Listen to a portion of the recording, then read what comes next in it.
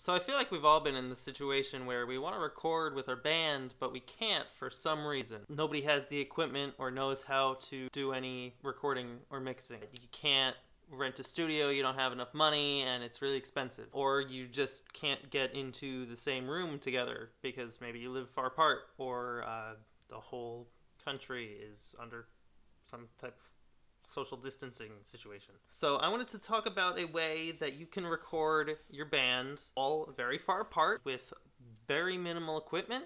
All you really need is a smartphone and a pair of headphones. So the main thing to get this done is to get an app called BandLab. So BandLab is a free app that allows you to record anything you want on your phone or your computer, and also work on the same project with your friends.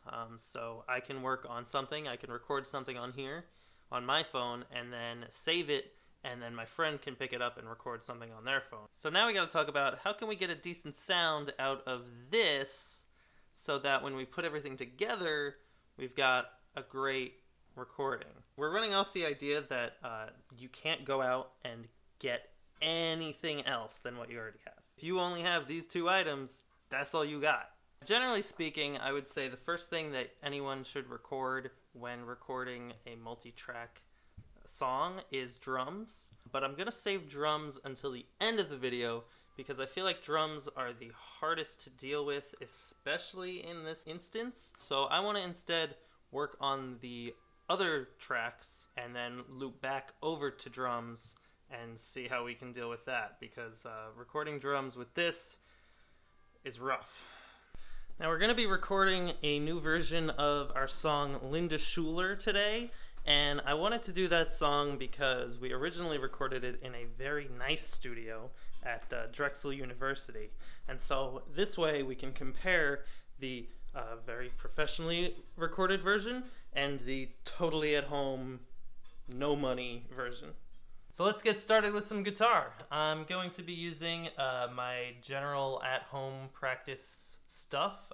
So that will be my Epiphone Les Paul and my Fender 85 solid state amp.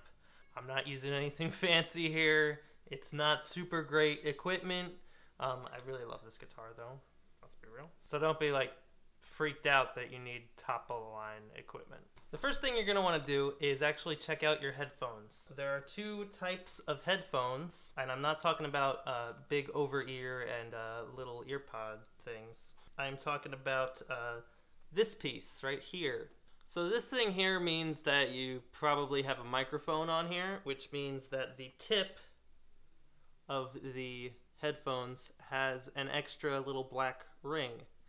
In comparison to the other headphones, you can see 2 versus 3.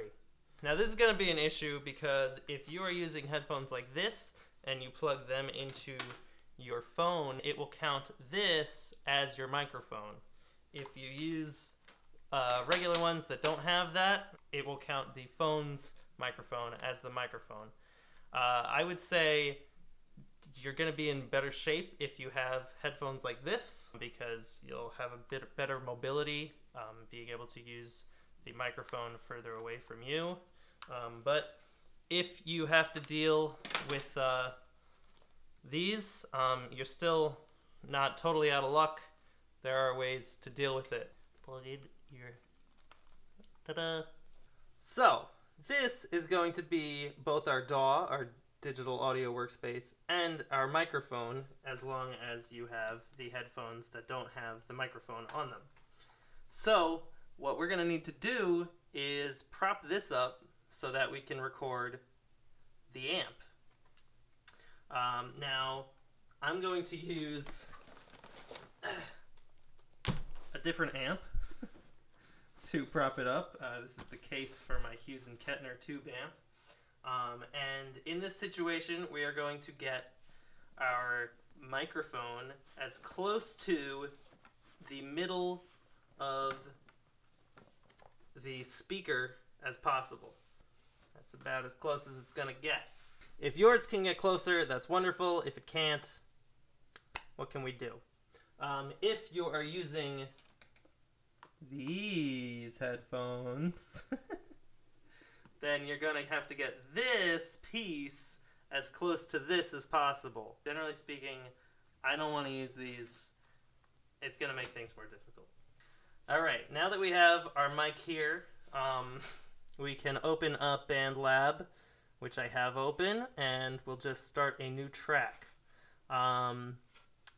Here we're going to open up guitar.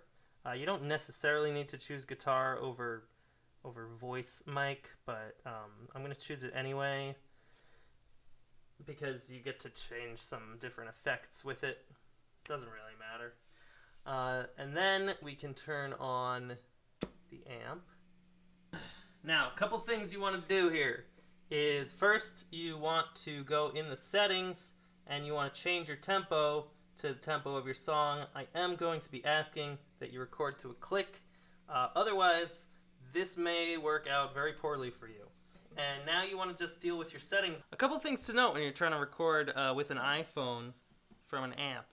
Firstly, you want your volume to be really low, pretty much as low as you can get it without it sounding bad or non-existent.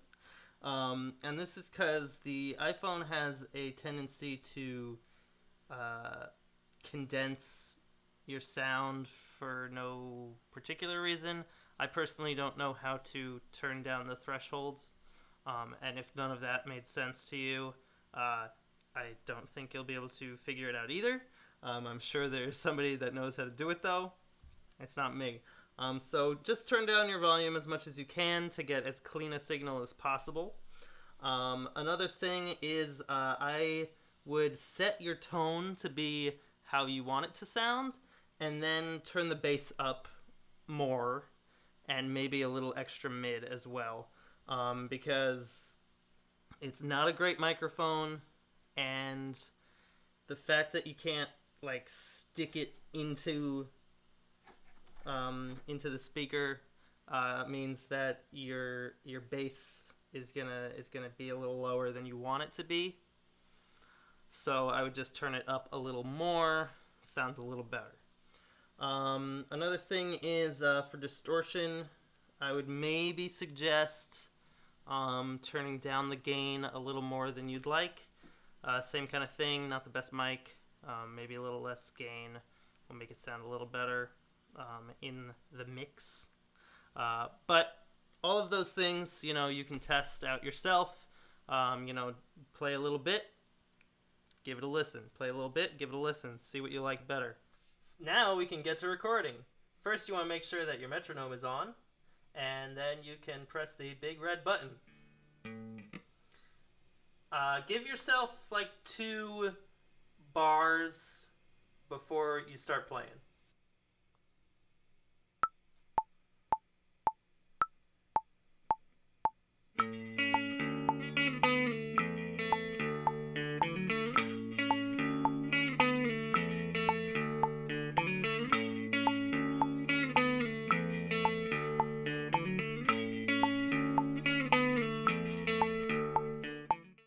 Once you've recorded the entire thing perfectly, I would suggest recording it again and getting 2 perfect takes.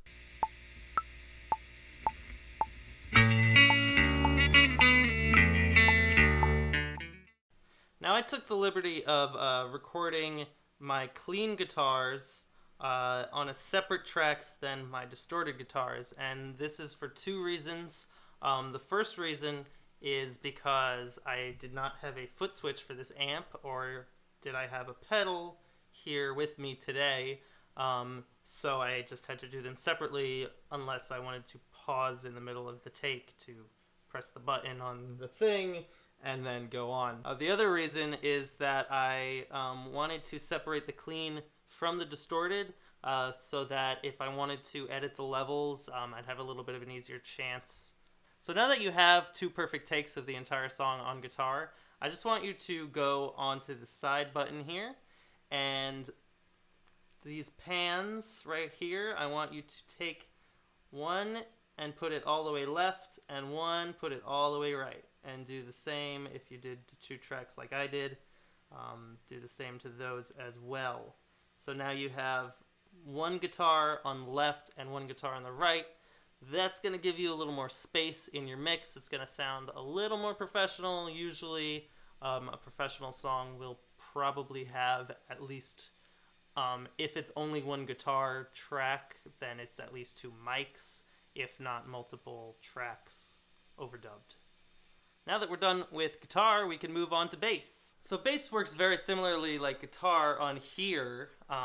You just add a new track, and now you click bass, get that rhythm on. Again, it's no different. We're still using this microphone, but it may have some effects later on that can come in handy.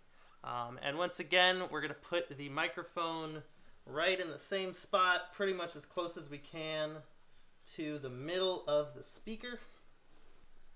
And we can pretty much just get started.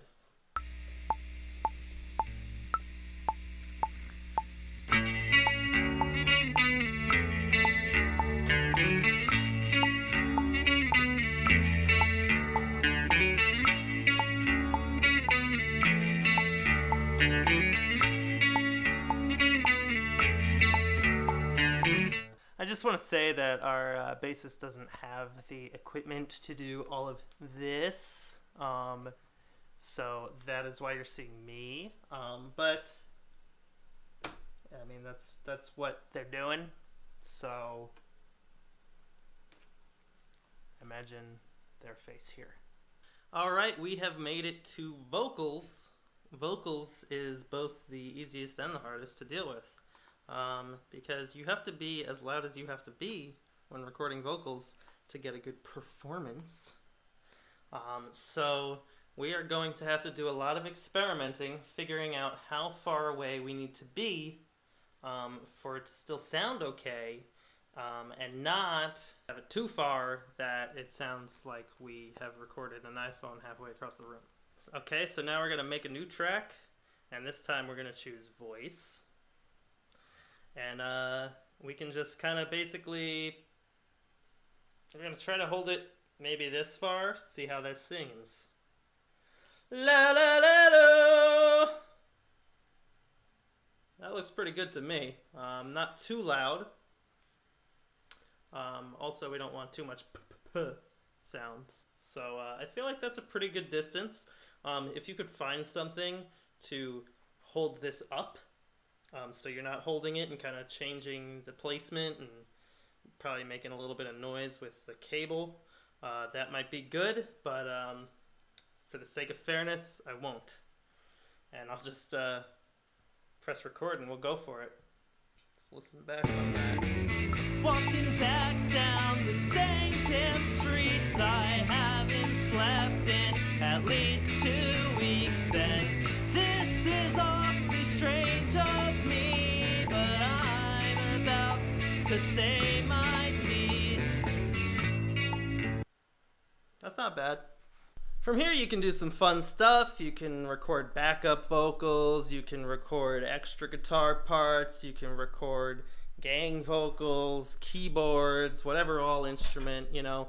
Basically, I'm just saying, if you got this, you can record whatever, so pick one of those instruments and go for it. Now, drums are a beast of their own, and there are 3 things that you can do to record drums. Number 1 is if you have an acoustic set and you can play them, then you can use the BandLab app and try to record with this microphone. There's a good chance that it'll sound really bad. I would suggest to try a lot of things. Number 1, I would try recording with the phone in your pocket. That'll muffle it a little bit so that it doesn't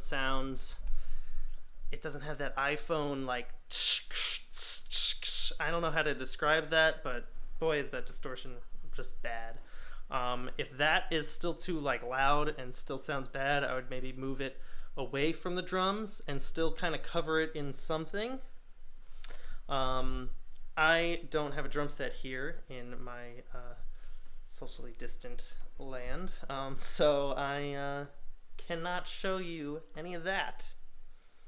But I'll probably do a video on that someday. Number 2 is maybe you have an electric drum set. Now this opens up a lot of options. If you do have an electric set, then you probably have something that can connect to your computer with it, if you have a computer.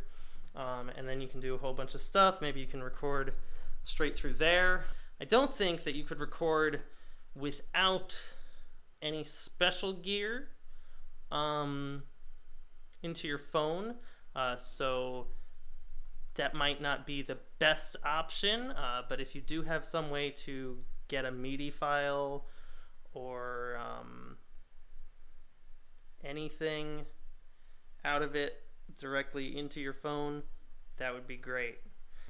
Option number 3, you don't have a drum set that you can just be blasting all night or all day. You don't have an electric kit.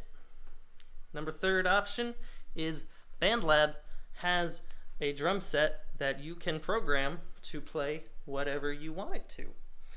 So the drummer kind of loses out here. They don't get to play their part themselves, but if they can write it down and they can have it, then you've got yourself a full band recording. That's not too bad. So let's get into that. All right, so here you want to add a new track, and this time you want to choose MIDI instruments. And you can scroll over and choose drums and drum kits.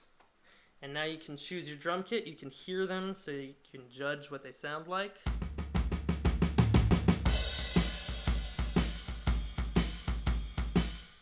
That's not too bad.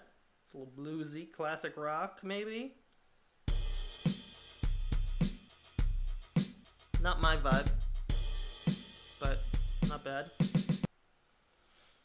Let's see, dry. It's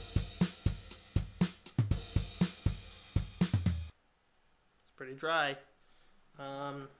Anyway, our drummer is going to be choosing the kit here. They're going to be tabbing it out or whatever you call it, programming it. We'll see what that sounds like. Now, after everything is recorded or programmed or however you want to do it, now you can get into mixing, and that's going to be a whole nother bag of worms. So in the next video, we are going to take all these tracks and mix them down into something that sounds pretty hot and compare it to the original version that was recorded in a nice studio. And so I will see you there. Thank you very much for watching. Please subscribe so you see when that video comes out. Like the video if you enjoyed it. It helps me. Makes me feel good, so then I maybe make another. And I'll see you there. Bye.